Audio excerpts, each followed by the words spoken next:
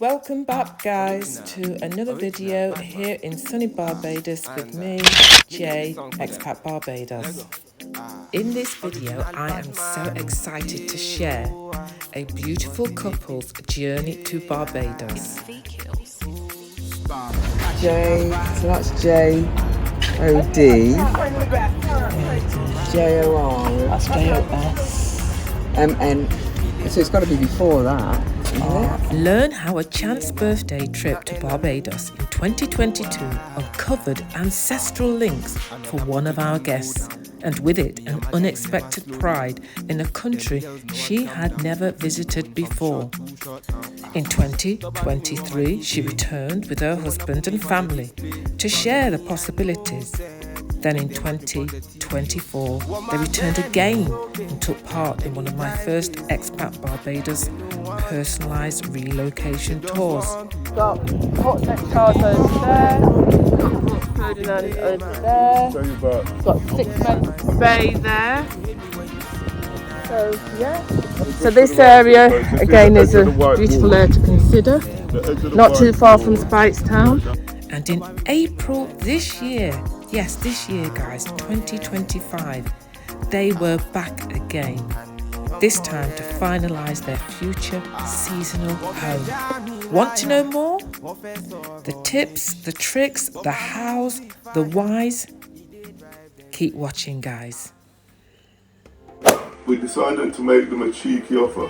It was a plot, something we never thought of. Started about 4 years ago. It was an emotional time for me. Today we have 2 amazing guests who have been following their dream to move to Barbados on a seasonal basis. Hi everyone. My name's Bev. And I'm Mikey. I'm of West Indian descent. I am part Jamaican and part Bajan. And I am of Jamaican descent, but I'm fully in my way. So tell our viewers how this whole journey to Barbados started. Started about 4 years ago. Myself and Mike's sister, Zori, we both decided to come on holiday to visit Jackie. Just spur of the moment, I think it was my 60th birthday year, so we both decided let's just do something special. So we came out on holiday. I've told this story many times before and it's quite an emotional time for me. My father was Bajan. I was brought up by my mum. I had a relationship with my dad, but not a very, very close relationship. You know, he wasn't around all the time, even though sort of in his latter years we became quite close. He passed, as did my mum. I'd never been to Barbados before at all. Been to Jamaica plenty of times, knew more about Jamaica. Even me and Mike went to Jamaica together. So when we came, as soon as we flew in and I was on the tarmac, on the stairway of the plane, as soon as they opened the doors, I just floods of tears. I just started to cry, and I don't know where it came from. Maybe it was a case of a lost past or something, not sure, but it was really, really emotional. Anyway, we sort of came into the country. The first thing I noted about it was they were very, very friendly. Not that Jamaica isn't friendly, but it was a different type of vibe that I got. Very, very welcoming, very, very slow. Like one thing that me and Zori noted when we first got here was that as we were crossing the road, and it would be a busy day, traffic would just stop for you, and it wasn't just us because we saw it. You know, we didn't think, oh, because we're tourists. We saw it along the way as well, where both sets of traffic stop. If you were waiting on the side of the road to cross the road, both sets of traffic in either direction would just stop and let you cross. So that's sort of, you know, a vibe that we got, a friendly vibe, a more slower vibe. So tell us a little bit about then how those first few days went in Barbados. Okay, when we got here we were in quite a touristy St Lawrence Gap area. Very nice, went on the beach, did those things. And I remember, even I think it was the first day or second day, we saw this gentleman, he was selling things, and my name is Jordan, which is quite a prominent name in Barbados. So Did you actually know that then? I didn't know that at all. Yeah. It wasn't until we sort of was driving along and I saw the big Jordan supermarket, and we saw a Jordan street, and then when we got talking to people, they were saying, you know, how prominent the Jordan name is. Now, my family are from an area called St Andrew, so the first thing that was quite emotive for me is we saw this gentleman, and he started to talk to us and said that, you know, I looked familiar, and then he started to ask me, you know, about my dad, and then I said, oh yes, he's from St Andrew, and then he said, did he ride a bike? And he was saying all these things that I know that my dad told me that he used to do. So that was the first thought. Okay then. And then another time we were driving through St Andrew, and I remember we were in two sets of cars. I think Jackie and his sister was in the front set, myself and Zori were in the back, and we saw these two men at the bottom of a hill. And as we were driving back, he looked at the spitting image of my dad. And I just said, stop the car, it's that guy looks like my dad. Anyway, we jumped out of the car, ran across the road. Bev just saw somebody who looks or reminds her of her dad. So since we're looking for a family and St Andrews is one of the areas she thought, we're gonna inquire.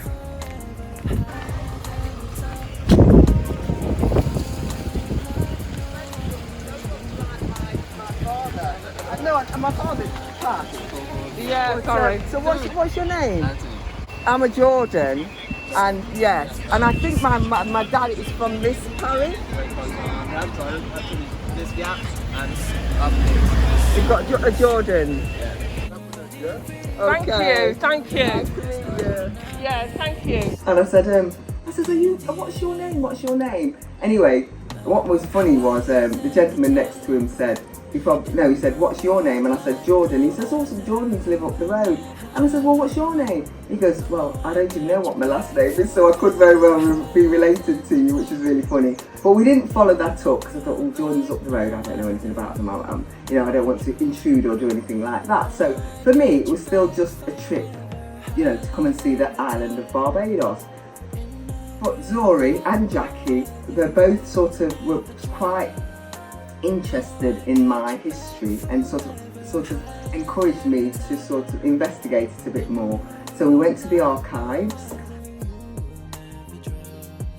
So tell us about what happened then when you went to the archives then. So like I said, with the encouragement of Jackie and Zori, we went to the archives, found out quite a bit about my grandmother. Found out that she was one of three sisters. They all were buried in the same grave area in St Andrew. So then I started to get more interested and wanted to find out more. And just being in Barbados, then I started to fall in love with the island pretty much straight away. So decided I wanted to be a part of Barbados. It was Jackie and Zori that said to me, you can get your citizenship. I thought, no way, I can't get my citizenship. And then you guys told me how this could happen by descent. Because my father was born here, I could get my citizenship. So then I went to the Supreme Court, found out about what I needed to do. I couldn't do very much on that trip because I didn't have any paperwork at all. I didn't know my history too much then. So it was all about just getting to know the island. So I remember another quite emotive time for me was when, and it was Jackie who she'd set it up, that for me to visit the Memorial Square. It's Golden Square Freedom Park. That's it, Golden Square Freedom Park. And apparently there's all the names, they're all on a wall. It was the first day that we met up, and I'd planned that you would go to the museum in Bridgetown. That's right. So after doing all of that historical kind of tour around, the actual museum. It was then we asked the lady and said, where would people go if they wanted to find out about their ancestry? And she told us about where to go. And then it just so happened that the next stop for us on the tour was to go to Golden Square, Freedom Park, and we went to the Builders of Barbados Wall. That's right. So apparently that is anybody from that's been helped to get to build Barbados up to where it is today. So from generations past to present, their names are on this wall. Oh, is that what the names are? Yeah, that's the wall. Oh God.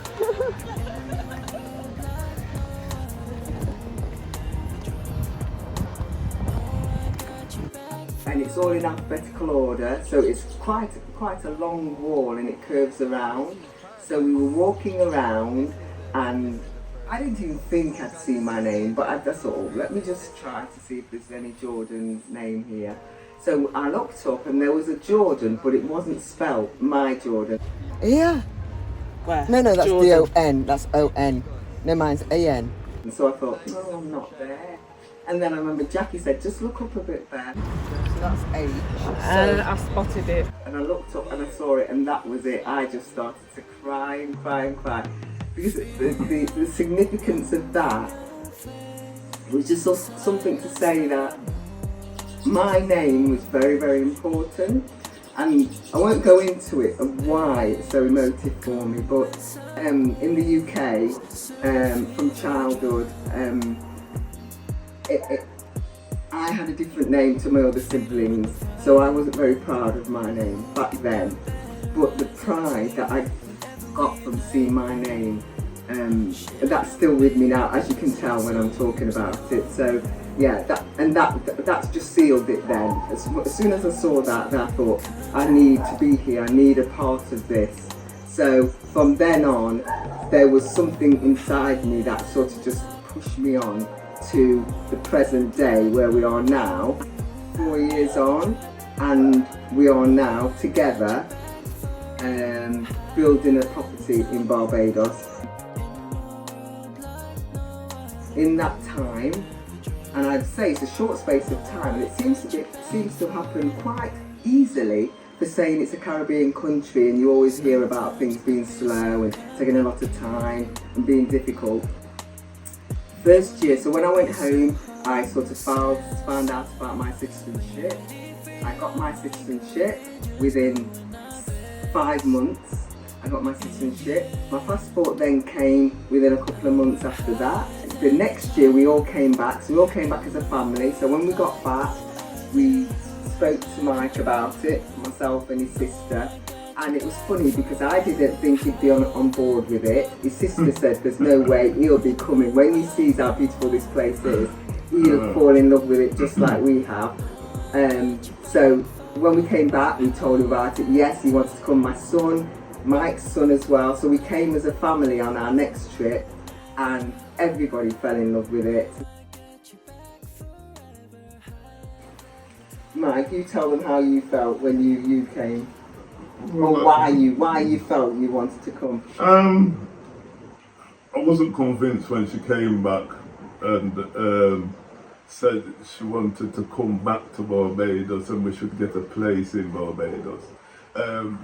We knew we wanted to go somewhere because we just cannot take the winters in England no more, and we felt we needed to be somewhere else.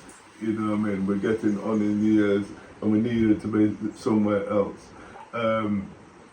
Normally it would be Jamaica because I am totally of Jamaican descent, but after the passing of my parents, who actually went back and lived in Jamaica, I've got no real family there, so I haven't got that strong connection. Although I'm of Jamaican descent, I've got nobody there to go back to.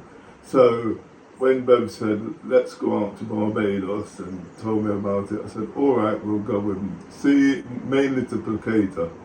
You know what I mean? I have to do things to make her happy. So I came out, but I think it was because we came as a family. My son came, your son came, Tori came, my sister came and a couple of friends came, and it just felt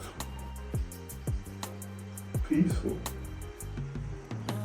You know what I mean? I don't think there's not many more words I can put to it. It just felt so peaceful. You know, sometimes you go away to places and it's nice, and then you want to go back home. It didn't feel like that.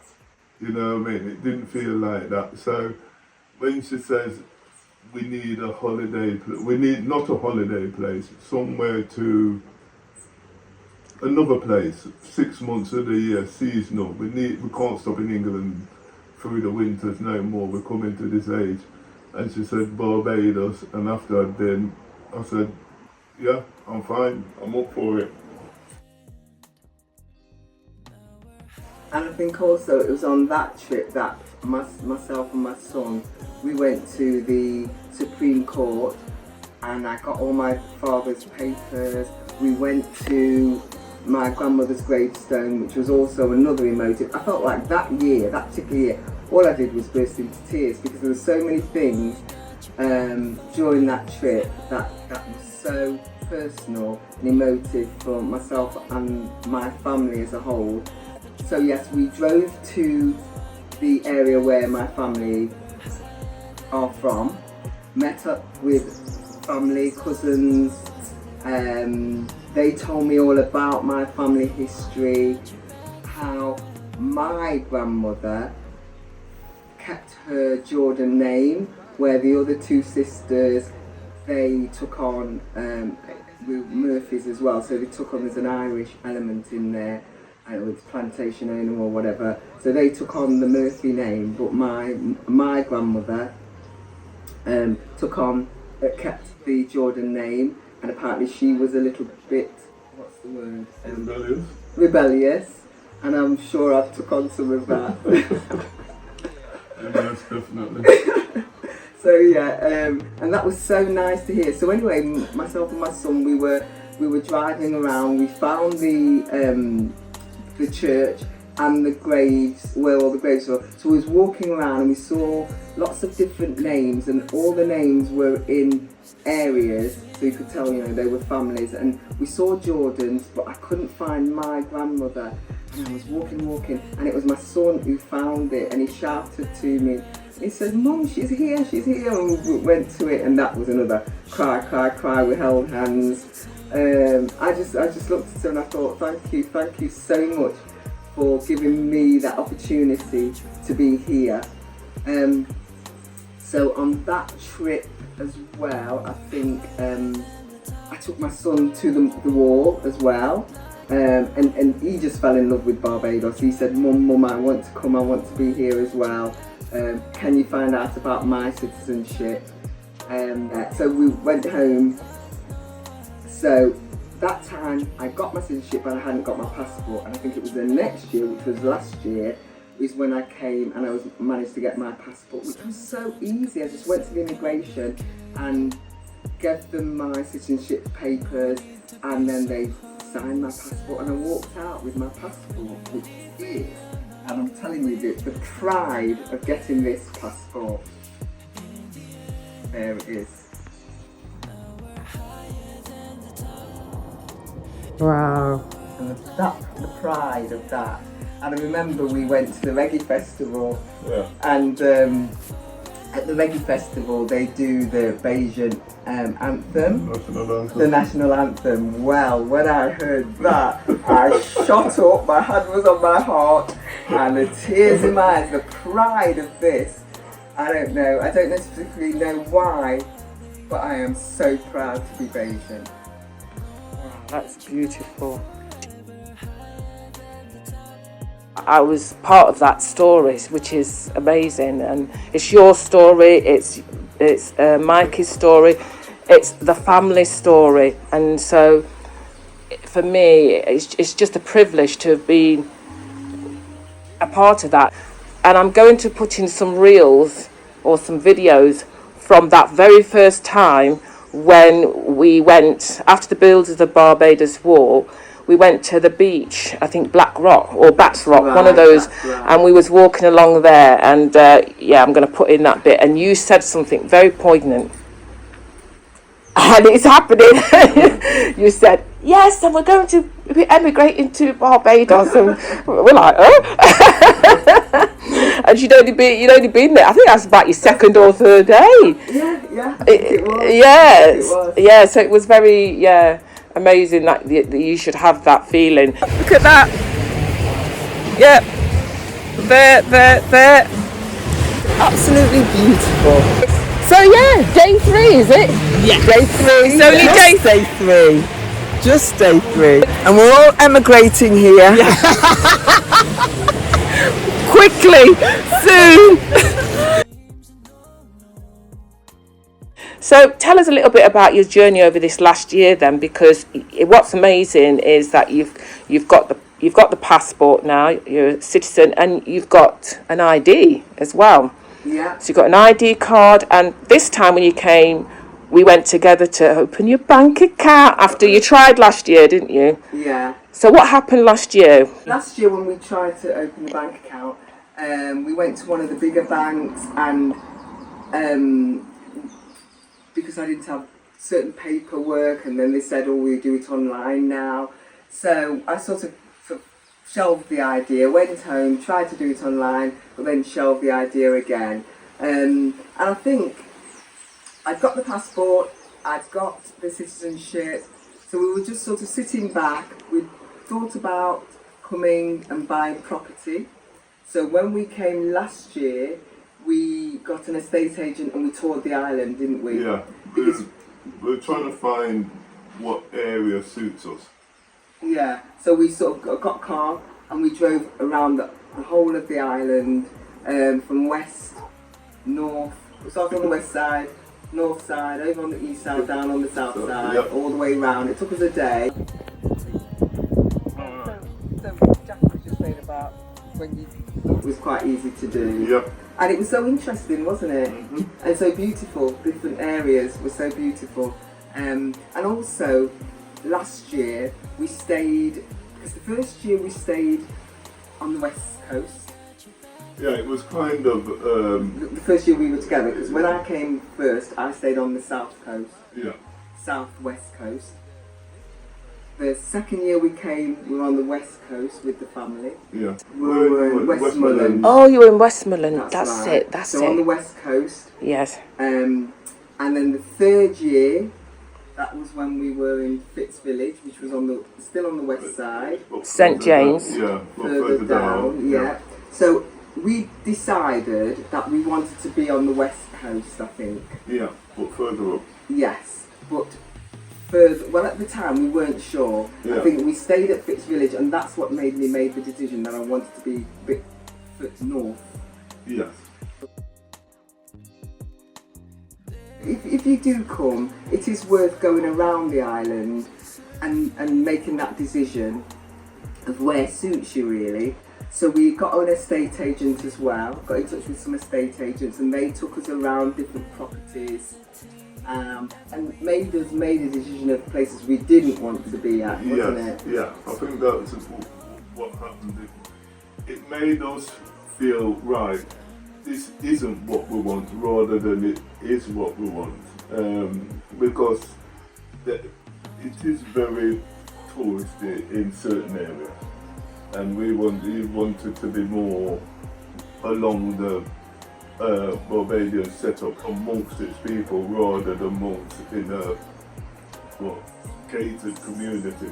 Yeah, sort of and you thing. can get some of those, you know, because I mean, Barbados is a very popular place, and you do get quite a lot of tourists at certain times of year, and you get a lot of people coming to live here. So there are gated communities, there are apartment blocks, that type of thing, but like Mike says, we wanted to be authentic. I wanted to become amongst my people, so we decided we wanted to live in Spike Town or just above in St. Lucie. That's what we decided at the time. So after that trip, we went back and started to look at properties seriously. started seeing prices of properties, thinking there's no way we could afford to come and live here, because I didn't want to sell my property in the UK because we wanted to do seasonal. So I was sort of starting to get a bit despondent, thinking, well, I'm going to have an apartment, and I don't really want an apartment. Although we did see properties, and it was certain websites. So which website was that? Website was it? Carib List. That's it, Carib List. We saw a property, but by the time we'd inquired about it, it had gone.